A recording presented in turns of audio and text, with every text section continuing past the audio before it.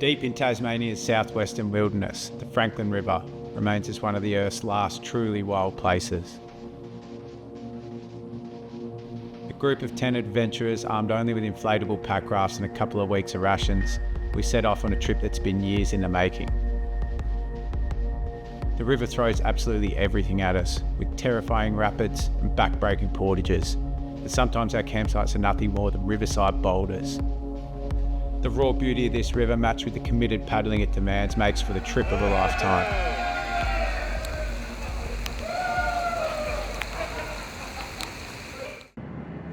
On a Friday arvo after work, we all get ourselves onto the plane to Hobart. And after an early morning drive and shuttle to the Collingwood River, this is where we'll set off on our adventure. I think I've got everything. Water levels here are a little bit low, but we're not too worried because there's plenty of rain on the forecast.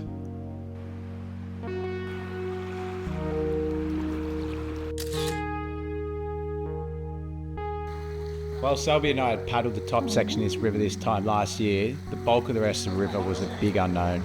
And we've allowed 2 weeks to paddle the 125 k's from here to Heritage Landing on the Gordon River. After a good afternoon of paddling, we end up at Angel Rain Cavern. We set up on the cliffside underneath the overhanging stone for our first night's camp.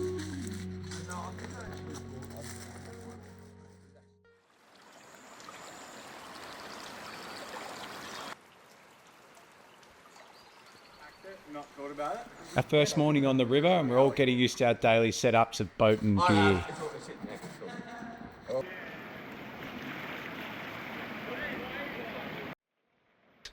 With most of us still a bit shaky in the boats, it's all a good laugh early on in these fun little rapids. Over and out! He's down!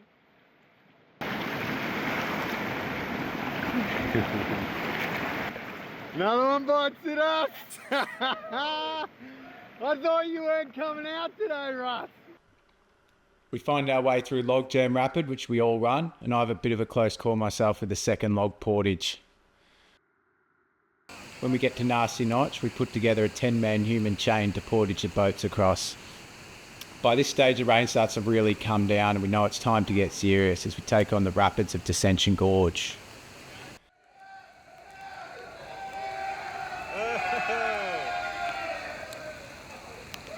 After Paddy gets cheered down the last rapid of the gorge, it means we all got through unscathed.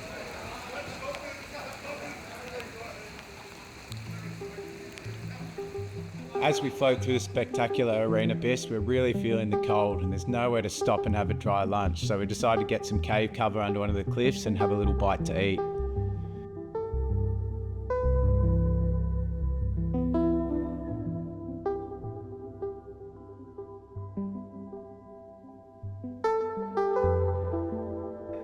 The plan was to stop here and camp so we could hike the Frenchman's Cap, but based on the weather it's not really going to be possible now. So we just push on.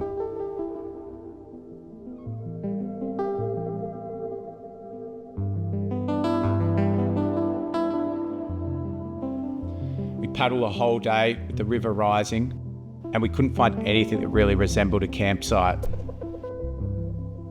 We end up having to set up tents in an emergency camp on the riverbed, some of us up in the scrub and others on what's left of a dwindling beach.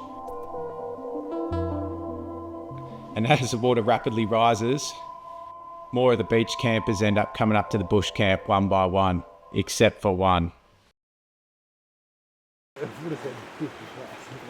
The next morning we all have a bit of a laugh as Fletcher told us about his 1 a.m. tent move as his beach camp became part of the fast-moving river. But the laughter quickly turns to panic as we realise that Slugger's boat has been swept away by the river overnight. We now find ourselves completely reined in at this campsite, on a flooded river, one boat short, and the reality of the situation's hitting us all pretty hard. Yeah, I think we wake up to a pleasant surprise. I'm hoping it just fucking... The river continues to rise and the tents continue to climb further up the banks.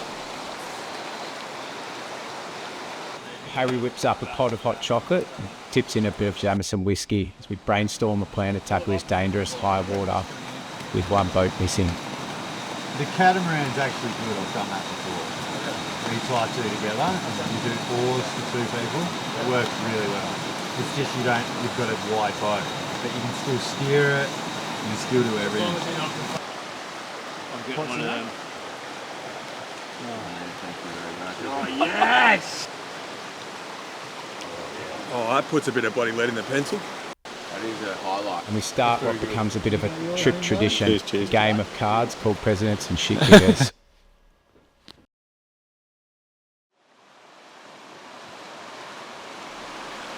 Day 4, and the river started to slightly drop.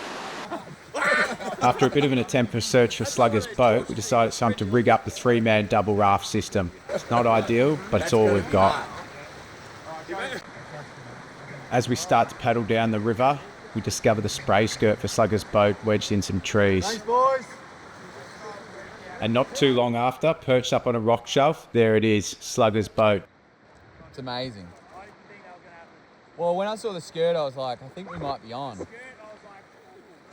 Did they find the seat as well? Deflated, full of holes, but we're pretty euphoric to find it. The what? The trip is back on. Really? After some extensive repairs, we're back on the river.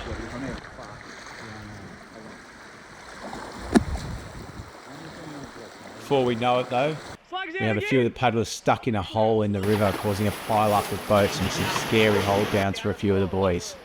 Luckily. Wave.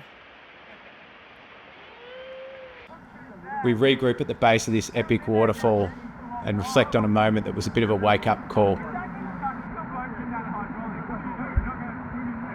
Not long after this, we stop at the Demon Hawkins camp for the night. Now that it's here, it's like nothing. Like, The spirits are very high and we cap off what was a great day with a few hands of cards. That's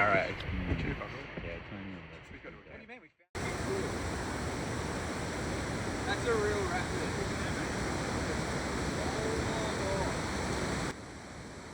It's time to set off into the Great Ravine.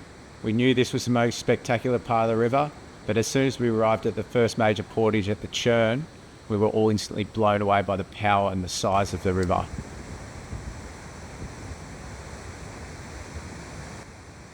For a lot of us, this is the first time we've ever seen water like this in our entire lives.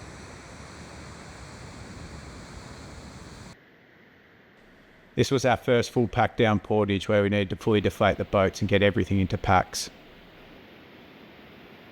It's a very slow and dangerous portage where one misstep could have you in a really bad way.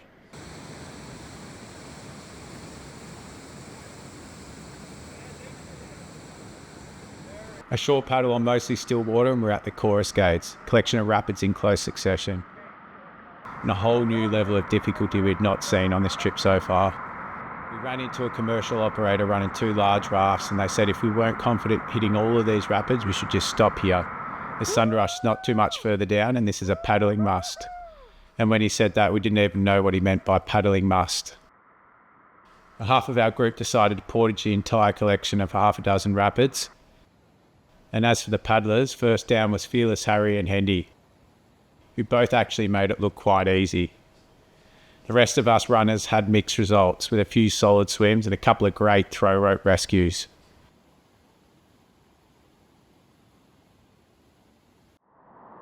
It was now getting later in the day and we knew there was no campsite this side of Thunderrush.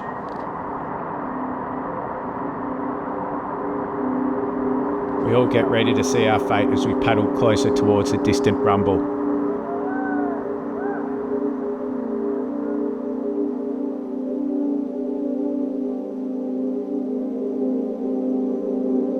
Thunderrush greets us with a deafening roar. As we scouted this long and absolutely terrifying rapid, it quickly became obvious we had come to the crux of the trip. A literal point of no return, no portage, no way around, just a violent chaos of whitewater smashing through towering walls of stone.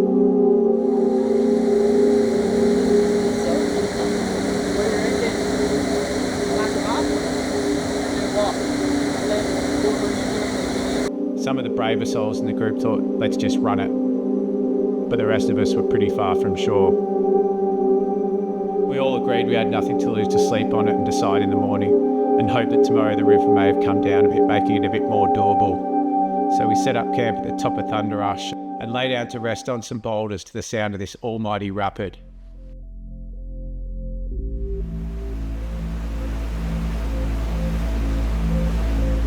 Next morning we wake to a slightly less powerful but still very frightening prospect. Spirits had lifted and everyone knows in their heart that it's go time. We strategise the best lines and talk the worst case scenarios. The plan is I'll lower the boats in at the base of the main waterfall in the middle of the rapid, and one by one we'll go for it. The most capable among us, Harry, would have to do the terrifying first run. With Harry and Hendy both making it through, it lifted confidence a lot. And after a few more cross through, we were able to set up throw ropes and assist a few people who ended up swimming.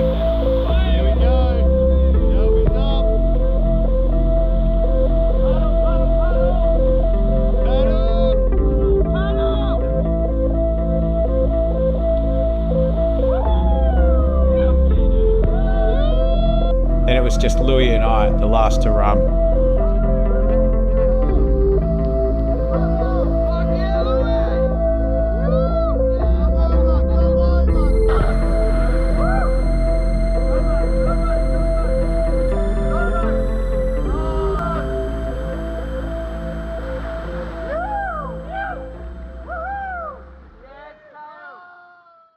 A real monumental moment for the group to get through Thunder Rush, and suddenly we all had a new lease on life. We had one more packed down portage over the cauldron, where we ended up getting in a bit of a situation when we attempted to scout it. Then one more easy portage at Old Three Tiers, and we're into the enjoyable rapids of the Trojans. This little small drop made for a few swims.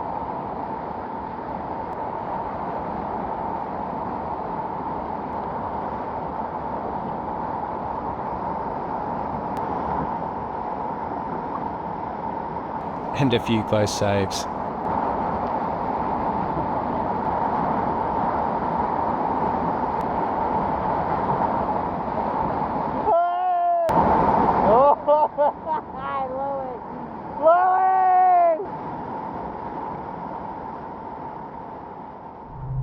As we arrived at the Pig Trough portage, we knew that was it for the day's paddling.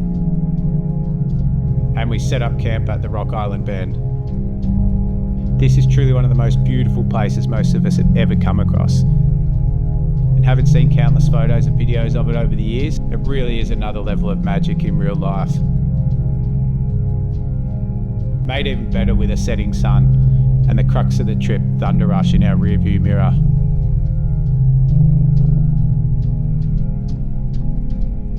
After some repair work to Russell's badly cut leg, he sits down and starts journaling the events of the trip.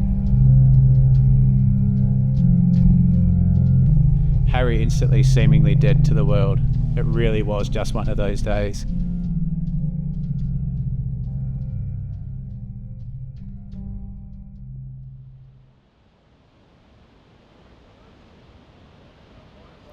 As the sun rose over Rock Island Bend, we awake knowing while we're basically out of the Great Ravine, there still lies one of the longest and most tricky rapids ahead, Newland Cascades. We pack the boats with a mix of excitement and anxiety as we take in every last bit of this location before we set off. Oi!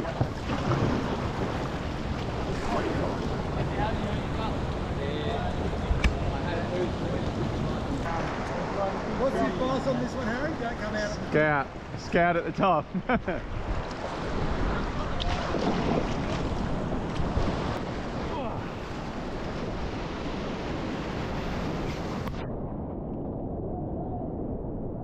We park the boats at the top of Newlands and are welcomed by a small tiger snake.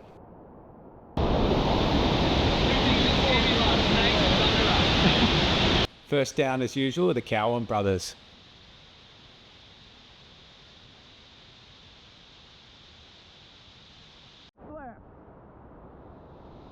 Then Slugger slips down with no problems. Nah, terrible line.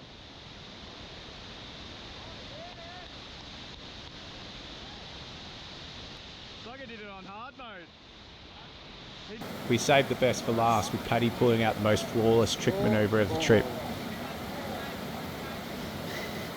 Go, yes! Yes! Yes!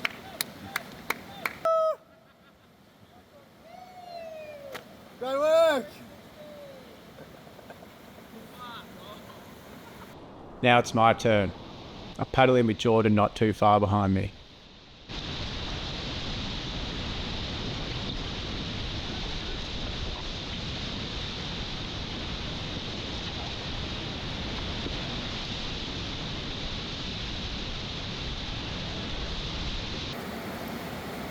And Jordan behind him.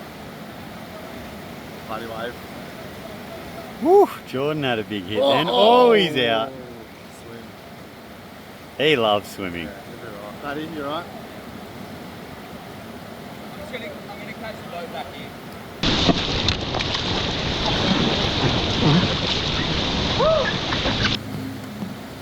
Selby's boat seems to float down without him in it, and it turns into a bit of a rock scramble for him to get down.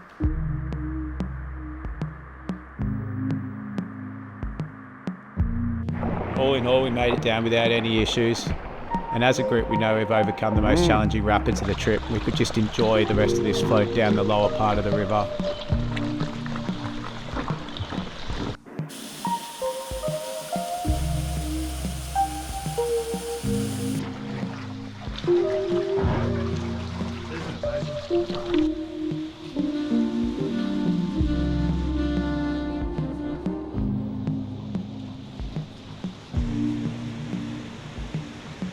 Oh, yes!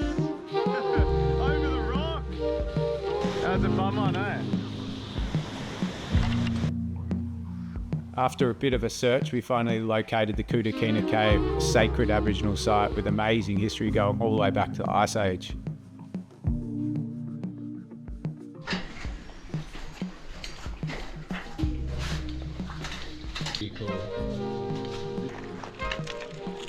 Finally, we're coming to our last camp on the Franklin River.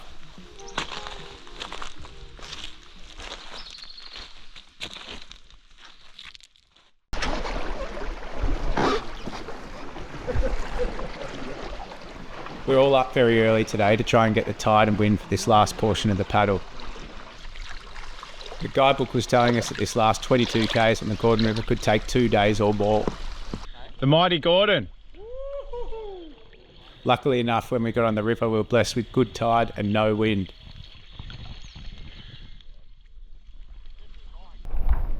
And we went as hard as we could for it. Led by Russ, we paddled hard all day and got into Heritage Landing just before dark. Just enough time to set up tents and get some rest before the cruise ship come to pick us up the next morning.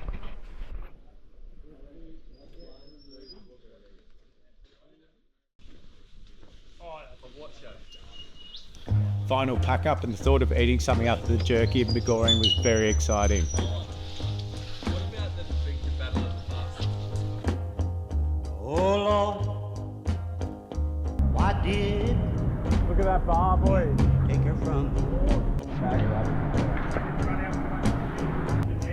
Why didn't you take it away? What could I be? The cruise did not disappoint as we indulged in a decent meal and spun up a bit of a bar tab while we enjoyed the last few minutes of having no phone reception. That long. We emerged in Strawn stinking but transformed, having carved our way through one of the great journeys. A trip whose wild moments and shared tales would echo through our lives forever. Each of us changed by the waters we'd conquered together. And I promise you, I'll never go away. Until my life Cheers, mate.